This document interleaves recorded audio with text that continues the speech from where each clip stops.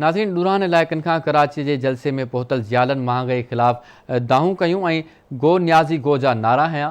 ज़ियालनि सां आवाज़ न्यूज़ जे chief reporter Ghazi जंडीर ॻाल्हि ॿोल कई आहे, अचो तव्हांखे ॾेखारियूं। जलसे में तोड़े जो शुरू थियण में अञा काफ़ी वक़्तु आहे, पर कराची जे मुख़्तलिफ़ इलाइक़नि खां कारकुन औरतूं बि हिते पहुचणु शुरू थी वियूं आहिनि।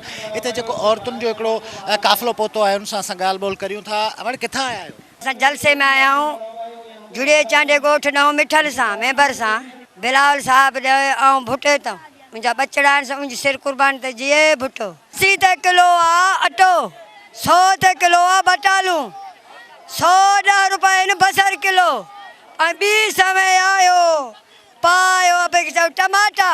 हर शइ महांग, असां ग़रीब 200 कमायूं काॾहूं खाऊं, 8 भाती काॾहूं खाऊं। असांखे बिलावल खपे, असांखे भुटो खपे। इमरान खान तो नहीं कयो है ना, काॾे वञूं गरीब, शुगर जो मरीज वञूं था अस्पताल रिपोर्ट जे लाइ उते रिपोर्ट नथी थिए, वरी घर किरायो भरे मोटी था अचूं। ॾी महांगाई असां कमाए कमाए उपजा पंहिंजा फेराए छॾिया आहिनि बाबा। हे ज़कायता हे विरायूं असांखे करिणो बि नथनि। महांगा पगाई थे अब्बा असांखे न छॾियो तैं। चा खंड जो किलो 120, ऐं खीरो इहो तेल इहो गेहूं 220 रुपया किलो। काॾे वञ अटो अन्न महांगो, असां काॾे वञूं।